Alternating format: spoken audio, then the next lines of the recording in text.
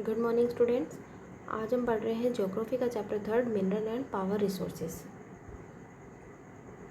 Mineral क्या होते हैं, ठीक है। देखिए मिनरल जो होते हैं ना वो नेचुरल रिसोर्सेज होते हैं हमारे, ठीक है। Mineral are naturally occurring substance जो हमको नेचुरली मिलते हैं that have a definite chemical composition. और ये क्या होती है, केमिकल कंपोजिशन होती है। Minerals are formed in different type of geological environment. देखिए जो भी मिनरल्स होते हैं ना वो अलग अलग जियोग्राफिकल एनवायरनमेंट के अंदर बनते हैं। देखिए जियोग्राफिकल का मतलब होता है ना कि हमारी जो ज़मीन है उसके अंदर किस तरह का एनवायरनमेंट है, हीट एंड प्रेशर्स, इन सब चीज़ों को लेके, ठीक है। अंडर वेरिंग कंडीशन और अलग अलग कंडीशंस के अंदर क्रिएट होता है। Minerals can be identified. Minerals को किस तरह से पहचाना जाता है, the basis of their physical properties. उनकी फिजिकल प्रॉपर्टी कैसी है, उनका कलर, उनकी डेंसिटी, ठीक है, वो हार्ड कितने हैं, केमिकल प्रॉपर्टी, ये सारी की सारी इससे पहचान होती है। Minerals are distributed in rocks, ठीक है, रॉक्स में डिस्ट्रीब्यूट किए जाते हैं, एंड सी बेड ऑल्सो, ज़मीन के गहराई के अंदर, जो समुद्र होता है ना उसके एकदम तल में, नीचे ज़मीन में, बेस में, और रॉक्स में होते हैं। Tropical regions are very rich in term of mineral resources. तो यहाँ से इम्पोर्टेंट है, ये अंडरलाइन कर लीजिए कि मिनरल्स जो रिसोर्सेज हैं वो सबसे ज़्यादा कहाँ मिलते हैं, ट्रॉपिकल रीजन्स पे, ठीक है। अब देखते हैं टाइप ऑफ मिनरल्स कितने होते हैं। On the basis of compositions minerals are classified into metallic and non metallic type, ठीक है। तो टू टाइप्स के होते हैं, मेटेलिक और नॉन मेटेलिक। मेटल, ठीक है, तो मेटल से जो बनता है उसको मेटेलिक बोलते हैं। Minerals contain metal in raw forms.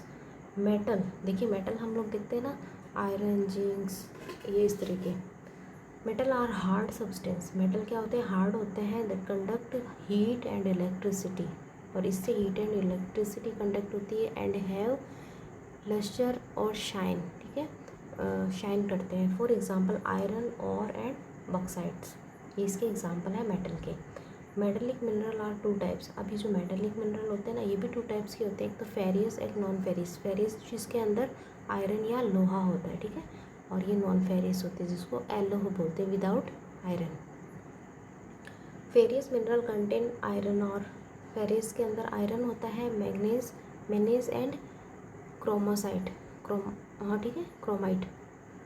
Most of the iron and steel industry and heavy industries depend on the minerals. ज़्यादातर जो इंडस्ट्री होती है ना वो इन पे डिपेंड होती है, स्टील इंडस्ट्री और जो भी बड़ी बड़ी मशीनरी फैक्ट्रीज होती है ना वो सारी की सारी आयरन पे डिपेंड होती है।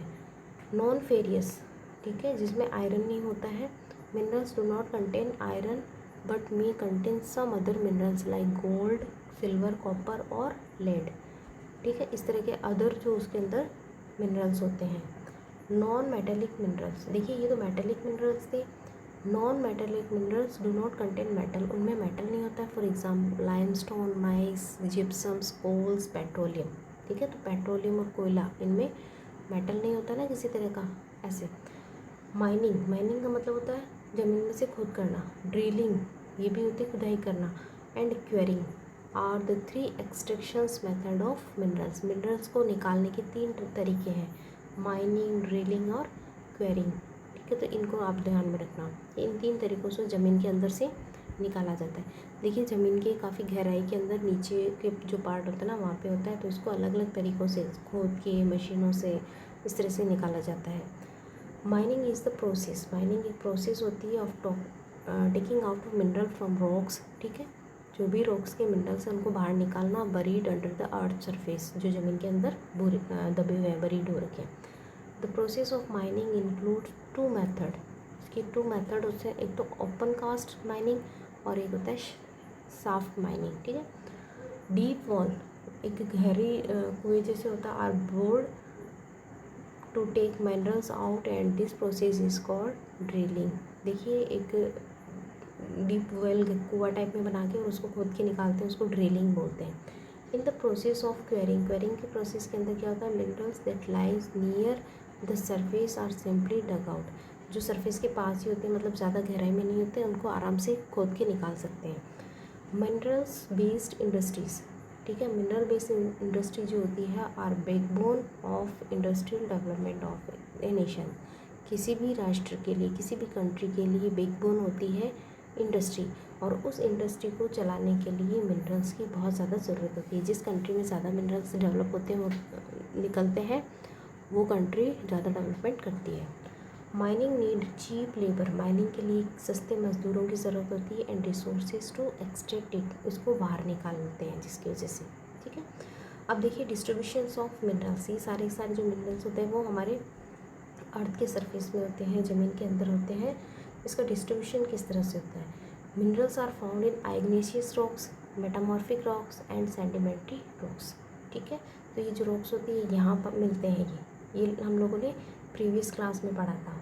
आयरन और nickel, copper minerals are found in igneous and metamorphic rock. ये ध्यान में रखना है कि आइग्नेशियस और मेटामॉर्फिक रॉक में कौन कौन से मिनरल होते हैं? आयरन और निकल and copper. Limestone is found in sedimentary rocks. तो देखिए रॉक्स के बारे में हम लोगों ने प्रीवियस जो क्लासेस है ना उनमें देख लिया था। प्लेट्यू और रीजन ऑफ, देखिए प्लेट्यू रीजन्स होता है ना, जिसके अंदर डेक्कन प्लेट्यू आता है, ये साउथर्न वाला जो है ना, सेंट्रल एंड साउथर्न वाला पार्ट, जहाँ पे छोटा Nagpur plateau provide the rich level of mineral distributions. छोटा नागपुर का जो ये प्लेट्यू बोलते हैं ना, ये छत्तीसगढ़ झारखंड जो है उस वहाँ का एरिया। ठीक है, तो वहाँ पे काफ़ी जो है रिच मिनरल्स होते हैं, मतलब वहाँ बहुत ज़्यादा मिनरल्स हैं। देखिए यूज़ ऑफ मिनरल्स, मिनरल्स का यूज़ किस तरह से किया जाता है? सब minerals which are usually hard, ठीक है, are use to gems for making jewellery. कुछ जो हार्ड होते हैं ना उनको जेम्स जैसे बोलते हैं ना, ज्वेलरी बनाने के लिए, जैसे मान लेते हैं डायमंड हो गया, एमरल्ड हो गया, रूबी हो गया, इस तरह से। Copper is used in almost everything from coin to pipes. ठीक है, कॉपर जो है उसको जो पाइप्स बनाने में, कॉइन्स बनाने में यूज़ किया जाता है। Silicon is used almost everything from the coins to pipes, coin से लेके पाइप तक यूज़ किया जाता है। Silicon is used to computer industry. ठीक है, कंप्यूटर इंडस्ट्री, कंप्यूटर के लिए जो भी चीज़ें बनती हैं, कंप्यूटर के पार्ट्स बनते हैं, उनमें यूज़ हो जाता है। Which is obtained from quartz. ठीक है, ये क्वार्ट्ज से मिलता है। एल्यूमिनियम इज़ यूज टू, देखिए कहाँ यूज़ किया जाता है? Automobile, aeroplanes, bottling industries, building and kitchen cookware.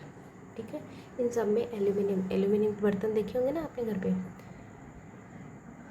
Mic जो है उसको यूज़ किया जाता है इलेक्ट्रिक जो अप्लायंस, बिजली के जो भी सामान बनाते हैं ना उसके अंदर। And glass making industries. Iron and steel is use in every industry. तो आयरन और जो स्टील है उसको बैकबोन बोलते हैं इंडस्ट्री की, क्योंकि ये जो है वो सबसे इम्पोर्टेंट होते हैं सब इंडस्ट्री में। Distribution of mineral in India, देखिए जो भी मिनरल है वो इंडिया में किस तरह से डिस्ट्रीब्यूट है, कौन कौन सी जगह पे होते हैं। आयरन होता है झारखंड, उड़ीसा एंड छत्तीसगढ़ के अंदर सबसे ज़्यादा।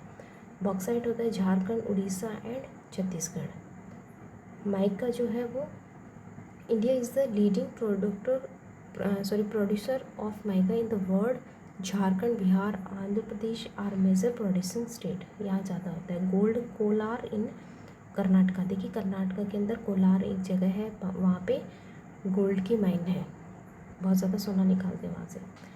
उसके बाद में देखिए कंजर्वेशंस ऑफ मिनरल्स। अब ये जो मिनरल्स है उसको किस तरह से कंजर्व कर सकते हैं, बचा सकते हैं, लोग खोद रहे हैं ना जगह जगह पे। Minerals are the non renewable resources, मतलब नॉन रिन्यूएबल है, इनको वापस से नया नहीं बनाया जा सकते। जैसे मान लेते सोना खोद के निकाल लिया वापस हो जाएगा, नहीं होता। It is necessary to reduce wastage in process of mining. ठीक है, तो इसको कम करना चाहिए, जो वेस्ट जो कर रहे हैं ना वेस्टेज, उसको कम ख़त्म करना चाहिए। रिसाइकलिंग ऑफ मेटल्स, जो मेटल्स है उसको रिसाइकल करना चाहिए। On the way conserve mineral resources, जिसकी वजह से मिनरल है वो मतलब बचे रहेंगे। और explorations is harmful for environmental as well, और हम लोग जो भी एक्सप्लोर करते हैं, ठीक है, तो वो हमारे एनवायरनमेंट को नुकसान पहुंचाता है, और इसकी वजह से जो हमारे रिसोर्सेज है वो भी ख़त्म होते जाते हैं, उनको काफ़ी नुकसान होता है। पावर रिसोर्सेज, देखिए पावर जो एनर्जी वाले होते हैं ना वो क्या होते हैं? Power resources are two type, important है, क्वेश्चन आ सकता है। एक तो होता है कन्वेंशनल रिसोर्सेज, एक होता है नॉन कन्वेंशनल। ठीक है, कन्वेंशनल्स जो होते हैं ना उसको बोलते हैं ट्रेडिशनल टाइप के, जो पुराने टाइम से चल रहे हैं, और नॉन कन्वेंशनल के अंदर आता है जिनमें टाइम टू टाइम कुछ चेंजेस कर सकते हैं, नया बना सकते हैं उसको। We need power resources for industry industry के लिए ज़रूरत होती है पावर की, डोमेस्टिक यूजेस के लिए, agriculture, transport, communications and defence, सब जगह पे इनकी ज़रूरत होती है। तो सबसे पहले देखते हैं conventional resources of minerals. The energy resources which have in common use, ठीक है, जो कॉमन यूज़ में आते हैं, और long time is known as conventional resources, लंबे समय से जो कॉमन यूज़ में आ रहे हैं उनको बोलते हैं। जैसे फायरवुड, लकड़ी होती है ना पावर के लिए, आग जलाने के लिए। Fossil fuels are two main conventional energy source, ठीक है। और फॉसिल फ्यूल्स जो होते हैं ना उसको कंपेयर करते हैं किससे, कोल से। देखिए फॉसिल फ्यूल्स क्या होते हैं, डेड एनिमल्स, प्लांट्स और जो भी चीज़ें होती है ना वो अर्थ सरफेस के अंदर, ज़मीन के अंदर इकट्ठी होती रहती है, और उसके बाद में काफ़ी लॉन्ग प्रोसेस के बाद में, ठीक है, वो कोयला बना देती है, कोयले में चेंज हो जाती है। नाउन एंड बरीड सनशाइन बोलते हैं उसको। Petroleum now is black gold, बहुत इंपॉर्टेंट टर्म है, ध्यान रखना। ब्लैक गोल्ड किसको कहते हैं, पेट्रोलियम को।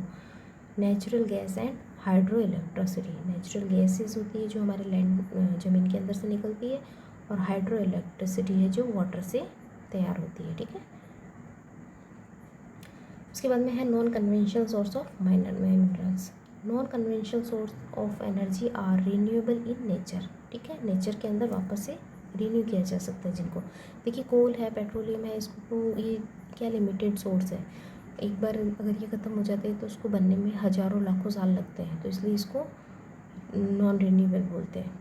सोलर एनर्जी, सन की जो हीट होती है उससे एनर्जी क्रिएट करते हैं। Wind energy, tidal energy, tidal energy होती है ना, जो सी टाइड्स होते हैं, ज्वार भाटा जिसको बोलते हैं, सी टाइड्स आती है ना, high way, low way, are the example of non conventional source of energy. तो इनसे क्या करते हैं, एनर्जी क्रिएट कर लेते हैं। दे आर मोर एक्सपेंसिव, ये जो है ना एक्सपेंसिव होती है, इट्स नीड टेक्नोलॉजिकल अपग्रेडेशंस।